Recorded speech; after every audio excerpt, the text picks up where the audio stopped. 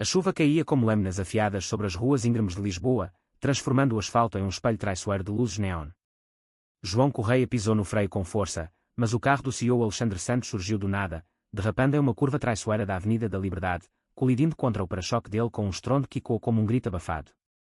Vidros estilhaçaram, metal gemeu, e no caos, os olhos de João encontraram os de Alexandre através do para-brisa rachado, um olhar que parou o tempo, cheio de pânico e uma vulnerabilidade crua que João nunca esqueceria. Por favor. Não me deixe doer, sussurrou Alexandre, a voz rouca escapando dos lábios pálidos enquanto João, com as mãos trêmulas, estendia o braço para tocá-lo, sentindo o peito do homem subir e descer em pânico, um pai gay que carregava o peso de um filho pequeno em casa e agora, inesperadamente, o fardo de um estranho que acabara de invadir sua vida. João não era o tipo de homem que acreditava em destinos escritos nas estrelas ou nas calçadas de pedra de Alfama. Aos 38 anos, ele era um pai solteiro, um designer gráfico freelance que equilibrava noites insones com o choro de Tomás, seu filho de 7 anos, e dias correndo atrás de prazos em um estúdio apertado no Bairro Alto. Ser gay em Lisboa, na década de 2020, era como navegar um mar calmo com correntes ocultas, aceitação crescente, mas sussurros de julgamento em famílias conservadoras, olhares enviesados em escolas públicas, e a solidão que se instalava como névoa no Tejo. João havia perdido o parceiro, Miguel, em um acidente de moto 5 anos antes, deixando-o com Tomás e uma pilha de contas que pareciam montanhas. Ele aprendera a erguer muralhas, a sorrir educadamente para os vizinhos que cochichavam sobre aquele viúvo que cria um menino sozinho, e a ignorar as dores que latejavam no peito toda vez que via casais heterossexuais passeando de mãos dadas pela Praça do Comércio. Mas naquela noite chuvosa, algo se quebrou. Enquanto as sirenes dos paramédicos cortavam o ar úmido, João se ajoelhou ao lado do carro destruído de Alexandre, ignorando o sangue que escorria de um corte na testa do CEO. Alexandre Santos, 42 anos, era o rosto da elite lisboeta, fundador da Santostec, uma startup de tecnologia que revolucionava o setor de energias renováveis, com escritórios reluzentes no Parque das Nações. Homem de ternos impecáveis e discursos afiados em conferências TEDx, ele era o epítome do sucesso, solteiro, discreto sobre sua orientação sexual, um armário de vidro que só rachava em momentos de fraqueza absoluta. Seus pais, velhos fidalgos de Coimbra, ainda sonhavam com um casamento arranjado que perpetuasse o nome da família, e Alexandre havia aprendido a engolir as verdades para não afundar o império que construíra do zero. Eu estou bem, murmurou Alexandre, tentando se erguer, mas o corpo traía, as costelas doendo como se fogo as consumisse. João, com instinto paternal, pressionou a mão contra o peito dele, sentindo o coração galopar como um cavalo selvagem. Fique quieto. Deixe que eu ajude. Era um toque simples, mas carregado, a palma calejada de João contra o tecido caro da camisa, transmitindo um calor que nem a chuva podia apagar. Os paramédicos chegaram, separando-os, mas o olhar de Alexandre seguiu João enquanto o levavam para a maca, uma promessa silenciosa de que aquilo não terminaria ali. Dias depois, no Hospital de Santa Maria, João visitou Alexandre por impulso, levando um buquê de flores silvestres colhidas no jardim do prédio. Você dirigiu como um louco naquela curva, disse João, sentando-se na cadeira ao lado da cama, o sorriso torto aliviando a tensão.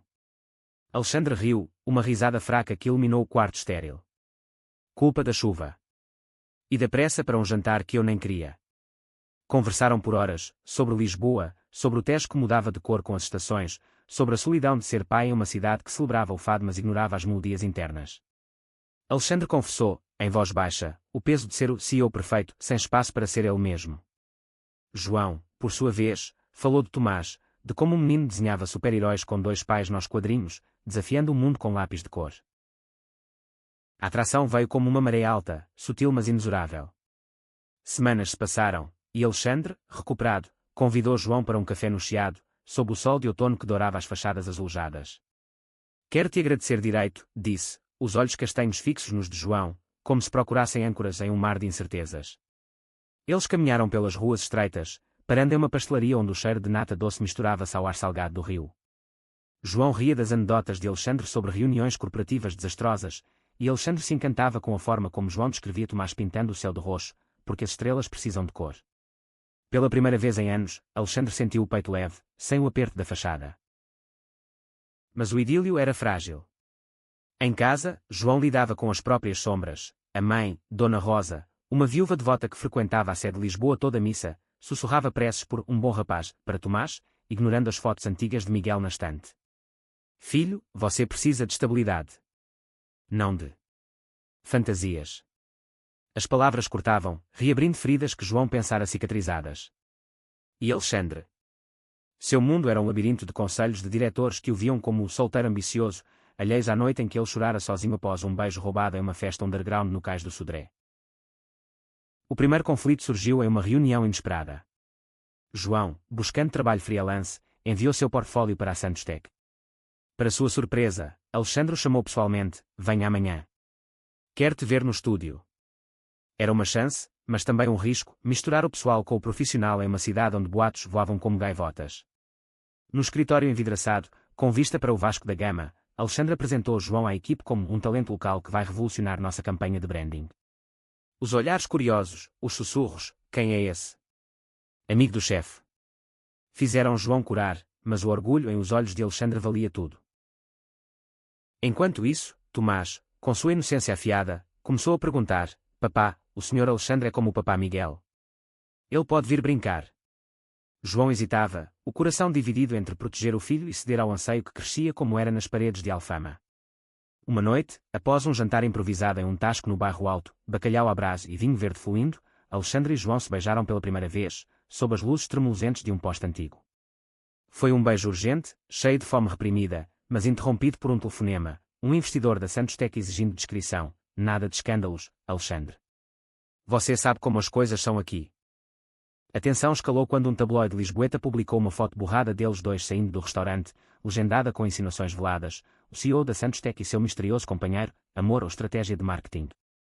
Alexandre, pressionado pelo conselho, pediu distância: não é o momento, João. Meu império. Ele depende de mim ser intocável. João sentiu o chão ruir, as muralhas erguidas novamente, mais altas. Então o que fomos? Um acidente de carro que você esquece. A ferida aberta sangrava em silêncio enquanto João voltava para casa, as ruas de Lisboa parecendo mais estreitas, as sombras dos lampiões alongando-se como dedos acusadores.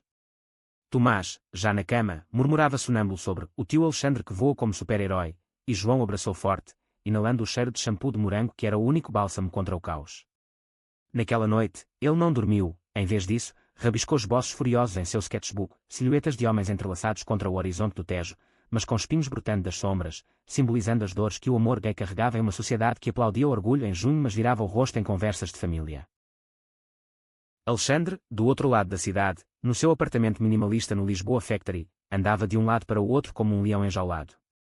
O conselho da Santos Tech havia sido claro: rumores afetam o valuation.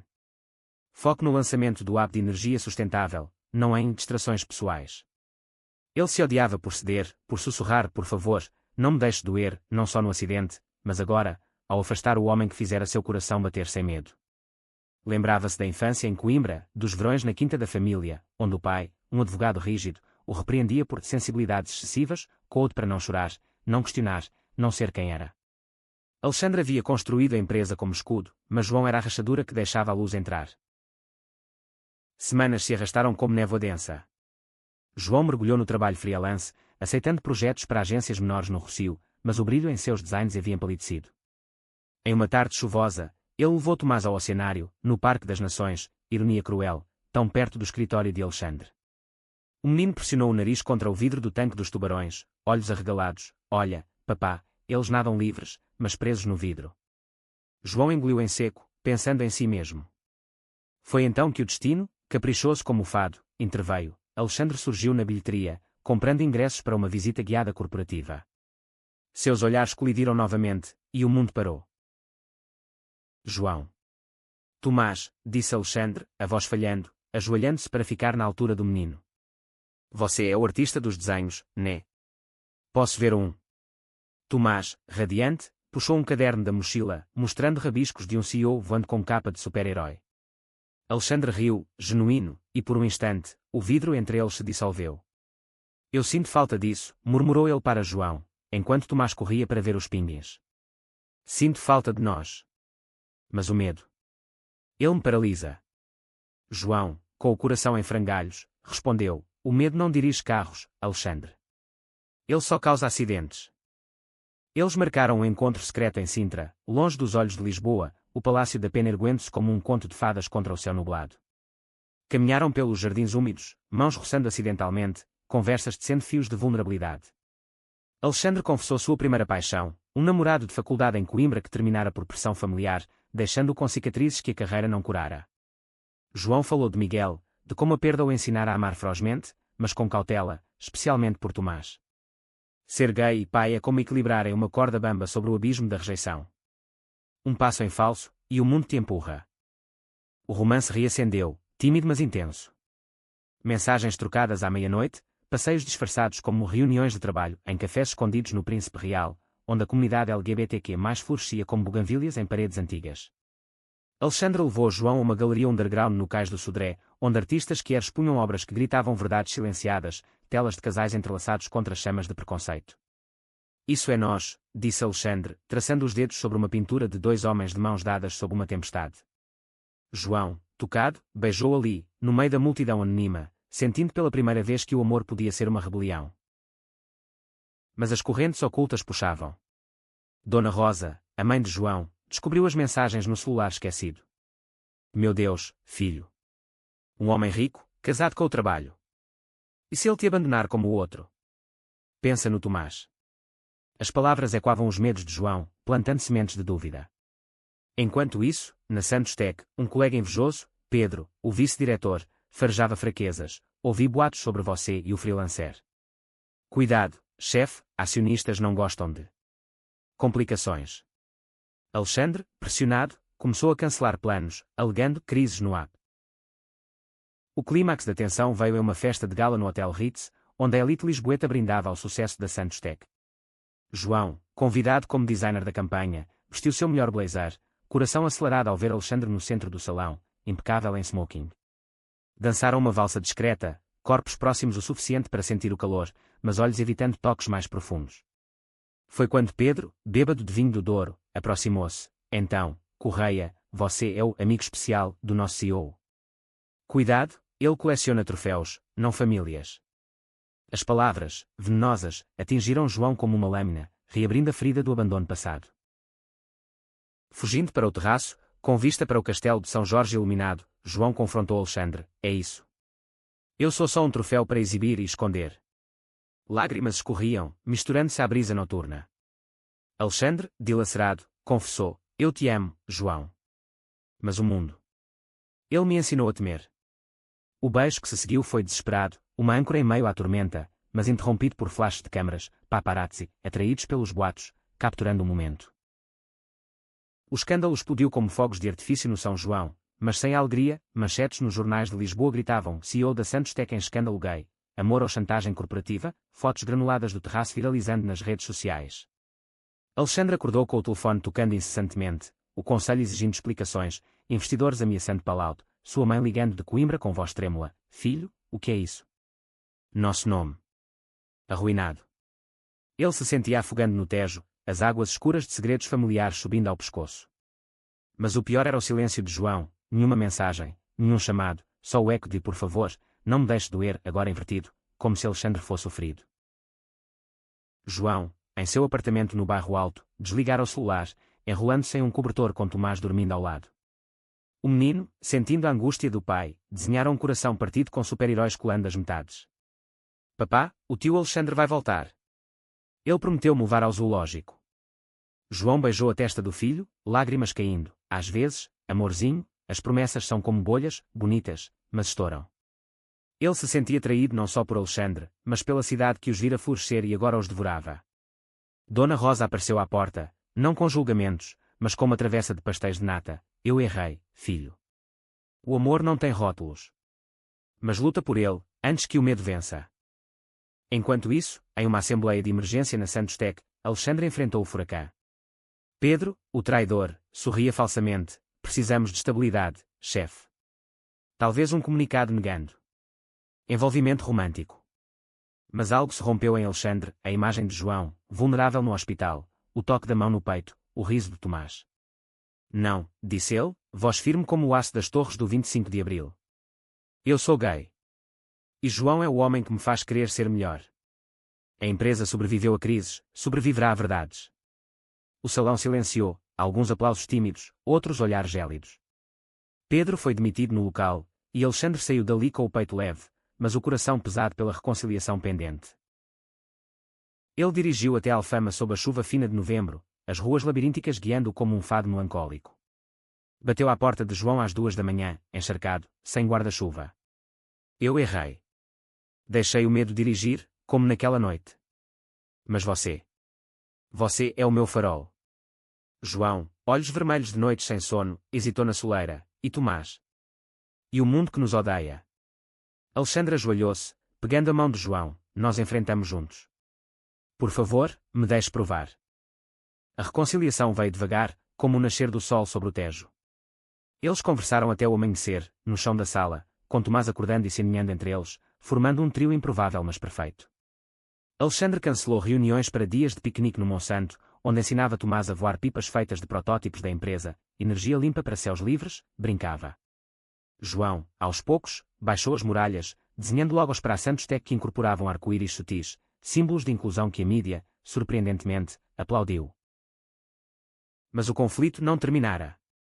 A família de Alexandre, os Santos de Coimbra, convocou uma reunião na Quinta Ancestral, um casarão de azulejos barrocos e vinhas antigas. A mãe, Dona Isabel, com rosário na mão, chorou: meu filho, isso é pecado. Ou é o que Deus quis? O pai, o advogado, grunhiu: você é o herdeiro. Mas herdeiros não destroem legados com modernidades. Alexandre, com João ao lado via videochamada, um compromisso moderno em tradições antigas, defendeu-se: o legado é amor, não segredos. Eu os amo, mas não vou me esconder. A briga escalou, pratos voando metaforicamente, até que Dona Isabel, surpreendendo a todos, abraçou a tela: traga-o para cá. Vamos ver esse tal João. O encontro em Coimbra foi um campo minado de emoções. João, nervoso em seu melhor fato, carregava Tomás como escudo. A quinta, com seus jardins de laranjeiras, parecia um paraíso perdido. Dona Isabel inspecionou João como uma general, mas derreteu quando Tomás ofereceu um desenho: vovó, olha o castelo com todos felizes. O pai de Alexandre, relutante, sentou-se com João para um copo de porto. Eu fui rígido. Perdi um filho no processo. Não perca mais. Era um perdão frágil, mas real, costurando laços que o preconceito havia rompido. De volta a Lisboa, a relação aprofundava-se. Alexandre adotou rotinas paternas, lendo histórias para Tomás em voz grave, cozinhando feijoada desastrosa que os fazia rir. João, por sua vez, infiltrava-se no mundo corporativo, organizando workshops de diversidade na Santostec, onde funcionários quer saíam do armário inspirados. Mas uma sombra pairava: Pedro, o ex-vice, não aceitava a admissão. Em vingança, vazou e-mails falsos sugerindo que João era um oportunista infiltrado para sugar recursos da empresa. O boato se espalhou como incêndio no verão português, acionistas questionando, mídia revirando o escândalo. João, ferido pela traição, confrontou Alexandre: eu disse que era risco. Agora, sou o vilão na sua história. Alexandre, furioso, contratou investigadores, provando a falsidade, mas o dano estava feito, confiança abalada, noites de discussões acaloradas e quando pelas paredes do apartamento compartilhado agora no Chiado. O veneno de Pedro se infiltrava como uma erva daninha no jardim que João e Alexandre cultivavam com tanto cuidado. Nas reuniões da Santostec, olhares enviesados seguiam João, que agora trabalhava meio período como consultor criativo, suas ideias brilhantes questionadas por conflitos de interesse. Em casa, Tomás captava as nuvens: papá, porque o tio Alexandre grita no telefone? É porque eu baguncei os brinquedos. João acalmava com abraços, mas internamente, a dúvida roía: seria ele mesmo o problema, um pai gay de origens humildes em um mundo de elites que tolerava diferenças só em fotos de campanhas publicitárias. Alexandre, consumido pela culpa, mergulhava em trabalho excessivo, viajando para reuniões em Porto e Faro, deixando bilhetes apressados: volto amanhã. Te amo. Mas o amor, sem ação, murchava. Uma noite, após uma discussão explosiva: você me escolheu ou a empresa, gritou João. Ele pegou Tomás e foi para a casa da mãe em Belém, perto da Torre Manuelina que simbolizava explorações antigas, mas agora, para ele, prisões modernas. Dona Rosa, transformada pela crise, preparou chá de camomila: filho, o amor verdadeiro enfrenta tempestades. Miguel me ensinou isso, mesmo sem o entender na época. Enquanto isso, Alexandre enfrentava sua própria escuridão. Sozinho no apartamento, ele abriu uma caixa empoeirada: fotos de juventude, cartas não enviadas ao ex-namorado de Coimbra, um diário onde confessava o medo de ser o gay fracassado em uma família que valorizava aparências. Ligou para o pai, voz quebrada: eu o perco se não lutar. O velho advogado, suavizado pela net virtual Tomás, respondeu: lute, filho. Legados se constroem com coragem, não com silêncio. Inspirado, Alexandre demitiu mais 2 diretores cúmplices de Pedro e anunciou publicamente, em uma live no Instagram da empresa: o compromisso com a diversidade. João não é meu acessório. Ele é meu parceiro, e Tomás, nossa família. Quem não aceita, a porta está aberta. O gesto reverberou. A mídia, outrora sensacionalista, virou o jogo, entrevistas em rádios da RDP sobre o casal que humaniza o business lisboeta. Pedro foi processado por difamação, sua carreira afundando como um galeão espanhol. Mas a vitória era agridoce. João, ainda em Belém, recebia flores diárias de Alexandre, cada buquê com uma nota: dia 1 sem você, dói mais que o acidente. Tomás, impaciente, ligava: papá, o tio comprou sorvete para mim. Volta logo. O reencontro aconteceu no Mosteiro dos Jerónimos, sob os arcos góticos que testemunharam navegadores partindo para o desconhecido. Alexandre esperava com um piquenique, violão na mão, uma serenata amadora de fado quier, adaptado de Amália Rodrigues: não chores por mim, mas por nós, que ousamos amar. João, com Tomás correndo à frente, parou, olhos marejados: você é louco. Louco por você, rebateu Alexandre, puxando-o para um abraço que selava feridas. Eles perdoaram, mas com promessas: terapia de casal em um centro LGBTQ+, no Príncipe Real, fins de semana sem celulares em Cascais, onde o Atlântico lavava impurezas. A vida floresceu novamente, mas com camadas mais profundas. João publicou um livro ilustrado, Corações no Tejo, contos de amor que eram inspirados em sua jornada, que se tornou best-seller em feiras do livro de Lisboa. Alexandre, influenciado, integrou políticas de inclusão na Santos Tech, patrocinando o Arraial Perito com stands de energia solar. Tomás, agora com 8 anos, desenhava famílias multicoloridas, orgulhoso de seus 2 pais, um oficializando a adoção em uma cerimônia discreta na Câmara Municipal. Contudo, um novo conflito surgia das cinzas. A ex-mulher de Pedro, uma jornalista freelance rancorosa, cavou o passado de João, desenterrando rumores falsos sobre a morte de Miguel, acidente ou briga doméstica. O artigo, publicado em um blog obscuro, ganhou tração em fóruns conservadores, reacendendo fantasmas. João, confrontado em uma entrevista de TV, congelou: Miguel era meu amor. Perdê-lo foi o inferno. Não permitirei que mentiras o sujem. Alexandre, protetor, contratou advogados, mas o dano era emocional, noites em que João acordava suando, revivendo o acidente de moto na Marginal. Eu não aguento mais ser o vilão, confessou ele, enrolado nos lençóis. Alexandre, segurando-o, sussurrou: então sejamos heróis juntos. Vamos contar nossa verdade. Eles gravaram um podcast conjunto, o áudio do Póster Imaginário, Vulneráveis, narrando o acidente, o sussurro, a mão no peito. Vozes entrelaçadas como fado e guitarra portuguesa, tocando corações em Portugal e além. O episódio viralizou, transformando o ódio em empatia, com mensagens de pais gays de Faro a Évora compartilhando histórias semelhantes. Com o podcast ecoando como um hino de resiliência, João e Alexandre encontraram uma rede de apoio inesperada. Grupos do WhatsApp de famílias que eram em Lisboa os convidavam para churrascos no Jamor, onde histórias se entrelaçavam como videiras, um professor de Évora lidando com a homofobia escolar, uma ativista do Porto lutando por direitos de adoção. Tomás, agora o mascote, distribuía desenhos, sua inocência desarmando defesas. Dona Rosa, redimida, unia-se às reuniões, trazendo bolos de Bolonha e lições de tolerância tardia. Eu era cega, mas o amor abre olhos. Na Santos Tech, a empresa renascia. O app de energia sustentável, com branding de João, logos com curvas fluidas evocando ondas do Tejo e arco-íris sutis, conquistou prémios na Web Summit, atraindo investidores que valorizavam a autenticidade ética. Alexandre, antes um lobo solitário, agora liderava com empatia, promovendo um gerente trans para a EDRH. Mas o sucesso amplificava sombras, convites para capas de revistas, onde João hesitava: não quero ser troféu de causa. Alexandre entendia, priorizando privacidade: somos nós, não espetáculo. O verdadeiro teste veio no Natal, em Coimbra. A Quinta dos Santos, outrora fria, brilhava com luzes e enfeites.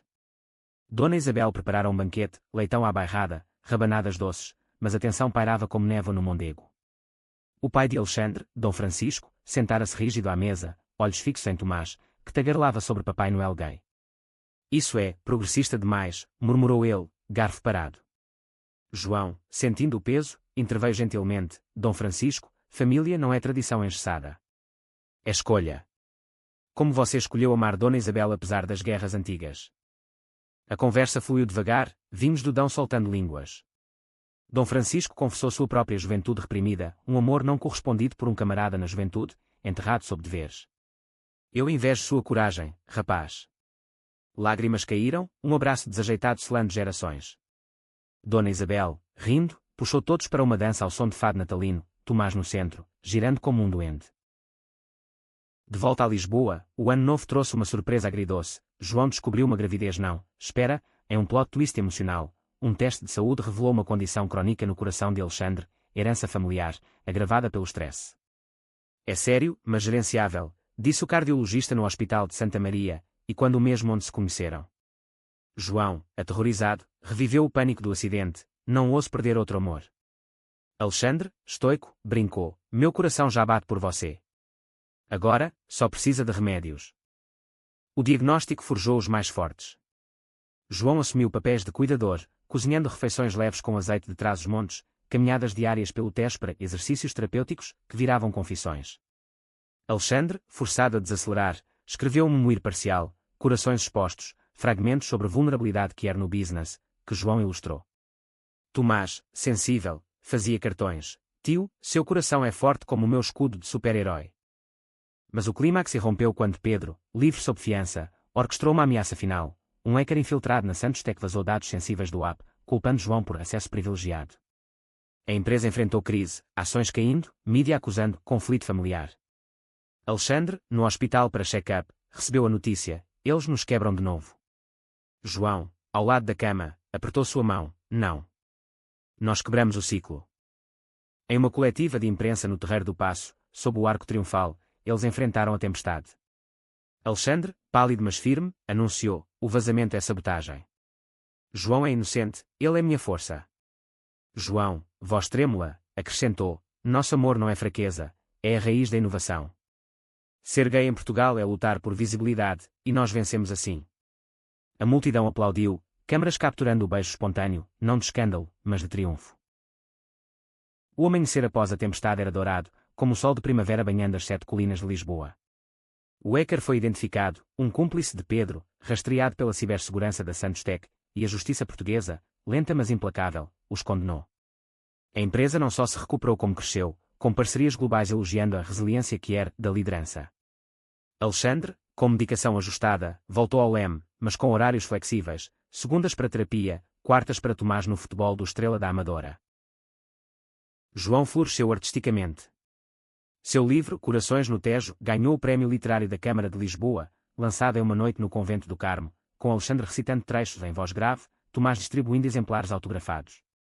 Dona Rosa, orgulhosa, vendia cópias na banca da igreja, convertendo paroquianos céticos. A família expandiu-se, visitas regulares a Coimbra, onde Dom Francisco ensinava Tomás xadrez nas varandas da quinta, e Dona Isabel tricotava cascóis arco-íris. Os passos Zengot continuavam sutis, profundos. Em um verão escaldante, Alexandre propôs a adoção formal para Tomás, não por obrigação, mas por laços tecidos no tempo. A cerimônia, em um cartório discreto no Chiado, foi íntima, votos trocados como promessas de fado, na saúde e na doença, no preconceito e na aceitação. Tomás, com 9 anos agora, carregava o bolo, somos uma família de 3 super-heróis. Mas a jornada não era sem ecos de dor. Em uma viagem a Sintra, revisitavam o palácio onde reacenderam romance, mas uma discussão surgiu, Alexandre sobrecarregado por uma fusão com uma firma de Madrid, João sentindo-se negligenciado. Você sussurrou, não me deixe doer, mas agora eu sou quem sangra, desabafou João, sob as copas úmidas. Alexandre, ajoelhando-se como na reconciliação, confessou, eu aprendo devagar. Mas te escolho todo dia. O perdão veio com risos, um piquenique interrompido por chuva, dançando na lama como tolos apaixonados. Anos se entrelaçaram como as ruas de Alfama. Tomás cresceu, entrando na adolescência com perguntas afiadas, papás, como vocês se conheceram de novo? Foi no acidente mágico. Eles contavam a história, editada para a inocência, mas verdadeira no cerne. A Santostec tornou-se modelo global de inclusão, com Alexandre palestrando na ONU sobre liderança autêntica. João abriu um estúdio de design QR, mentoreando jovens artistas de origens diversas, de imigrantes cabo-verdianos a lésbicas de Trás-os-Montes. O ápice emocional veio no 10º aniversário do acidente, uma data que celebravam como o Dia do Coração, com jantar no mesmo tasco do Bairro Alto. Alexandre ergueu uma taça de vinho verde, por favor. Não me deixe doer. Mas se doer, que seja com você ao lado. João, mão no peito dele, sentiu o batimento constante, nunca mais sozinho. Tomás, agora um time esguio, brindou, pelos heróis que não desistem. Lisboa, eterna testemunha, brilhava ao redor, o Tejo fluindo, fado e quando, amor vencendo o NH Quino como o sol dissipa a névoa. Eles eram prova viva, em uma nação de exploradores, o maior tesouro era o coração exposto, vulnerável, mas invencível.